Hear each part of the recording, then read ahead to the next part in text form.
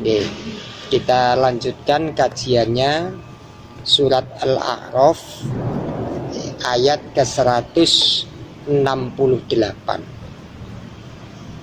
Wa qatta'nahum fil ardi umaman.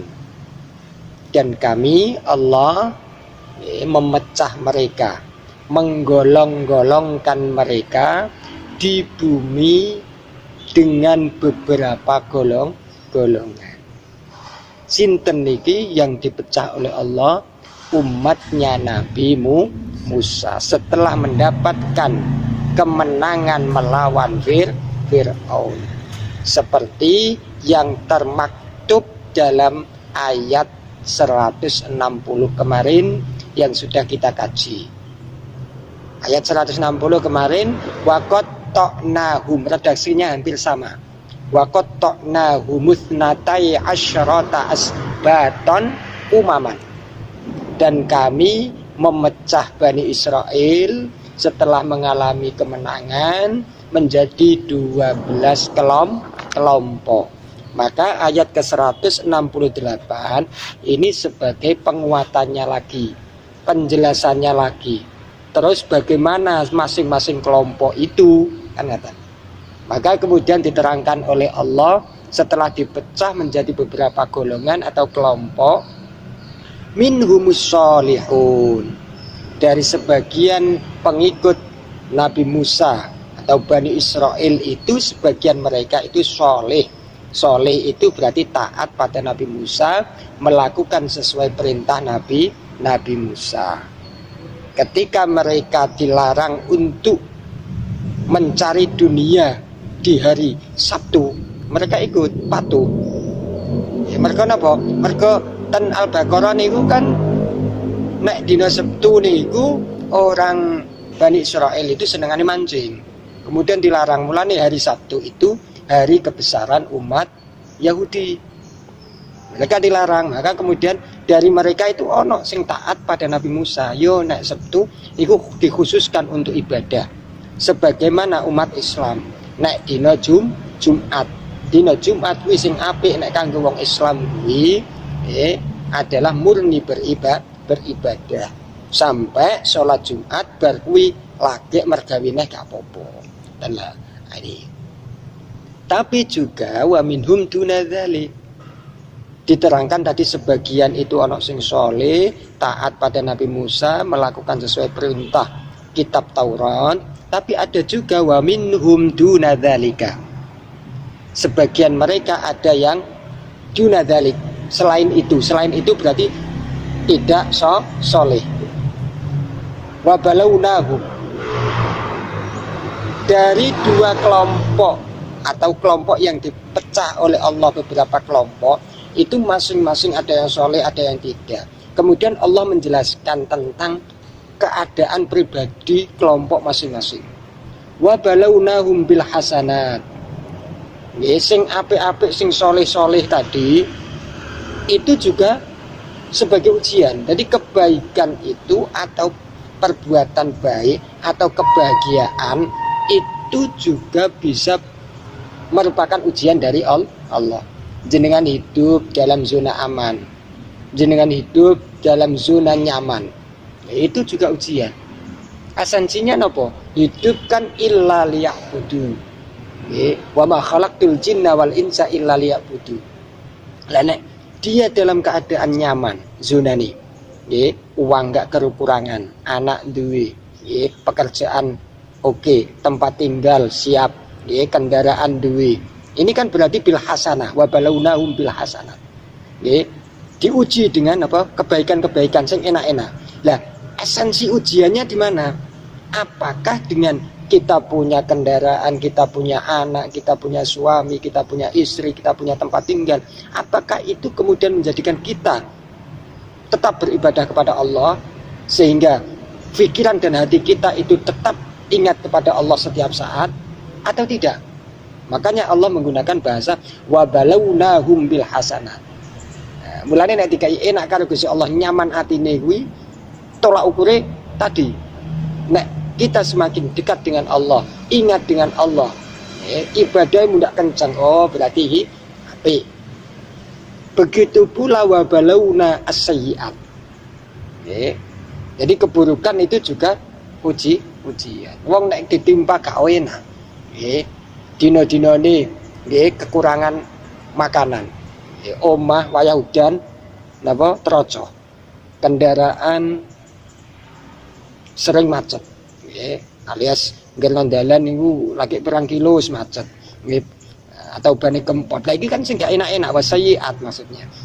Nah, bagaimana ketika kita ini bisa melihat apakah ujian ini nanti kita sukses atau enggak? Ya harus kita lihat apakah keburukan yang kita timpa atau gak enak yang kita timpa itu kemudian kita tetap ingat kepada Allah. Utawa nggerutu. Utawa apa istilahnya mensuudoni Allah atau mensuudoni orang lain. Nah, ini semuanya adalah ujian. Jadi enakku ya ujian, gak enakku ya ujian. Bahasa sederhana ini ngoten. Nah, bisa menjadikan sukses itu nek diuji enak ya tetap eling Gusti Allah, ibadah nang Gusti Allah, diuji gak enak ya tetap eling Gusti Allah, ya ibadah kepada Allah karena apa? Karena tugas kita diciptakan oleh Allah di muka bumi tadi rumusi. Wa ma khalaqtul jinna wal insa illa liya'budu. Dan tidak aku ciptakan manusia dan jin kecuali hanya ibadah. Lah nek diuji penak tetap eling Gusti Allah ibadah kenceng. Diuji gak enak ya podo ibadah kenceng. Nggih eling Gusti Allah. Maka insya Allah akan menjadi berhasil. Kenapa? Karena keberhasilan itu Allah menyatakan la'allahum yarji'un.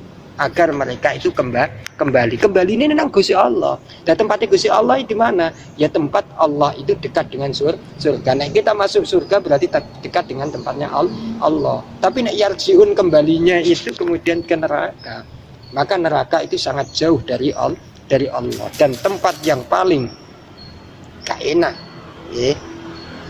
gak nyaman yang diberikan oleh Allah.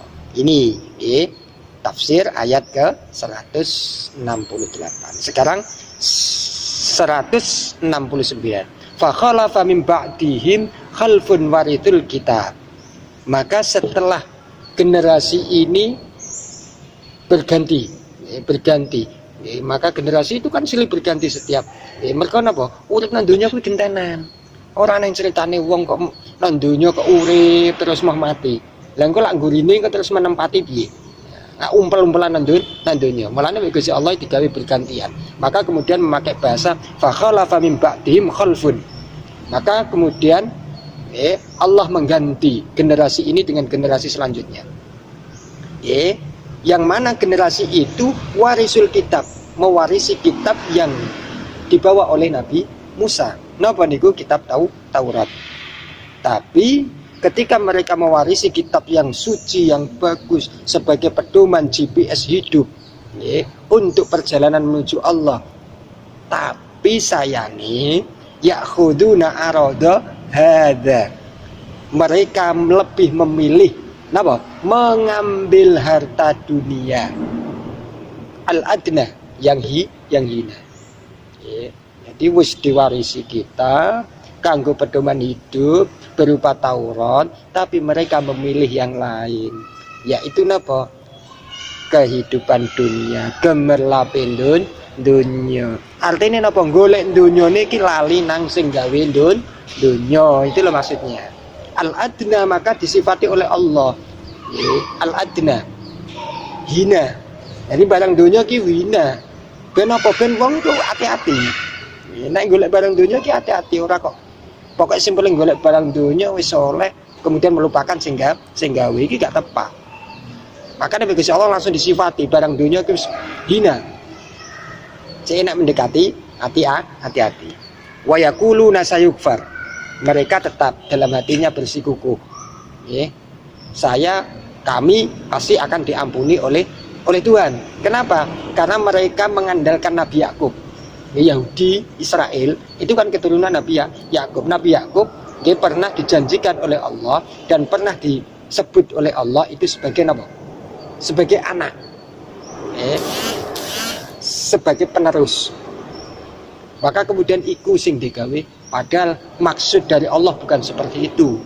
dalam Taurat. Maksudnya apa? Maksudnya itu Nabi Yakub itu orang yang terdekat karena apa? Karena dalam ujiannya itu Nabi Yakub luar biasa. Menghadapinya dengan sabar, menghadapinya dengan sholat. Maka dalam Al-Quran fasta'inu bis-sabri was-sholat. Mereka nabi-nabi juga sama. Sholatnya kayak apa ya? Beda. Umat Islam dengan Nasrani beda. Nasrani dengan Yahudi juga beda cara sholatnya. Nah, ini kemudian mereka istilahnya itu digawe pegangan. Wong bapak keturunanku atau nenek moyangku orang yang dekat dengan Tuhan, ya pasti akan diampuni apapun yang akan saya lakukan. Nah, itu khayalannya mereka. Nafsirno yang ada di dalam Taurat sesuai dengan kemauan mereka sendiri. Sehingga membuat pernyataan wa yaquluna sayukfar. Kemudian alam yukhad alaihim mitsaqul kitab. Di dalam kitab Taurat itu ada beberapa banyak perjanjian Bani Israel kepada Allah. Tapi banyak pula yang dilanggar oleh Bani Israel. Banyak sekali dalam surat Al-Baqarah itu ketika mereka berjanji meminta sesuatu dikabulkan oleh Gusti Allah, tetap mereka tidak beriman kepada Allah. Sehingga oleh Allah disebutkan, kalian beritahu atau tidak kalian beritahu, maka mereka tetap menjadi orang yang ingkar. Di dalam surat Al-Baqarah dulu pernah kita kaji. Maka kemudian Allah menyebutkan wadarul akhirah. Tadi kan orang-orang itu senenganin apa? Padahal wis oleh warisan kitab sing apik kaya ngono tapi tetap milih dunya. Maka dijawab Gusti Allah, wadarul akhiratu khairul lil ladzina yattaqun. Dan kampung akhirat itu lebih baik bagi orang-orang yang mereka bertakwa.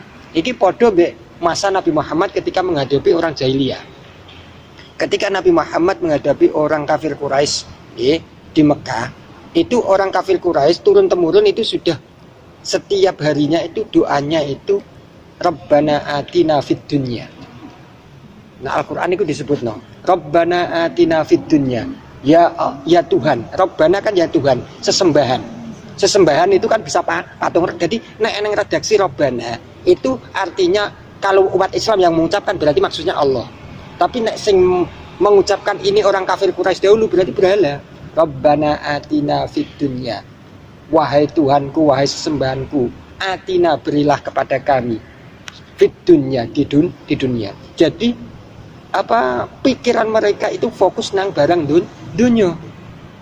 Jaluk tapi bang jaluk anak isane pinter dunia golek duit, pinter matematika, pinter IPA, pinter gawe robot iso golek duit. Dikai bojo pokoke kanggo enak nang donya, dikai harta kanggo enak nang donya. Kuwi wong kafir Quraisy turun temurun dungane ngono kuwi Rabbana atina fid dunya. Maka kemudian dijawab oleh Allah, belum ada hasanah. Dijawab oleh Allah, wa fil akhiratu nggih, wa fil akhirati laisa lahum min khalaq. Dan di dalam akhirat mereka itu tidak akan mendapatkan bagian, dijawab oleh Gusti Allah. Mergo dungane mau njaluk dunya, berarti ra oleh akhirat. Maka kemudian dilanjutkan pada doa yang diajarkan oleh Nabi Muhammad, yang kemudian kita kenal dengan doa sapu jagat. Wa minhum may yaqulu, tan Al-Qur'an wa minhum may yaqulu rabbana atina fid dunya hasanah wa fil akhirati hasanah wa qina adzabannar. Itu doa kemudian penyempurna doa sebelumnya. Doa sebelumnya gak tepat, njaluke mak dunya to. Maka diajari, maka dijawab oleh Allah itu gak tepat. Akhir berarti mereka gak dapat bagian akhirat. Maka diajari oleh Nabi Muhammad.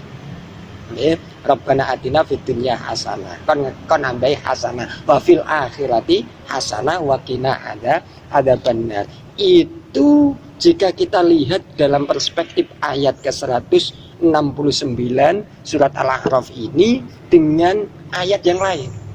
Sama wadarul akhirah, nggih. Kampung akhirat terus Gusti Allah dan ayat ini khairun, lebih baik.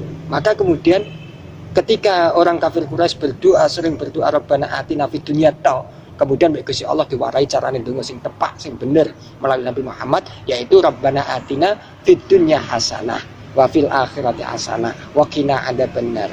Mulane wong Islam kuwi nek ndonga iki ya njaluke kuwi nang donya hasanah, apik, no akhirnya ya hasanah. Nek memperoleh anak ya menjadi anak yang menjadikan kita dekat kepada Allah, dekat dunya, jaluk dunya dekat dunya, ya dekat kanggo dekat kepada Allah. Nah ini afala ta'qilun. Maka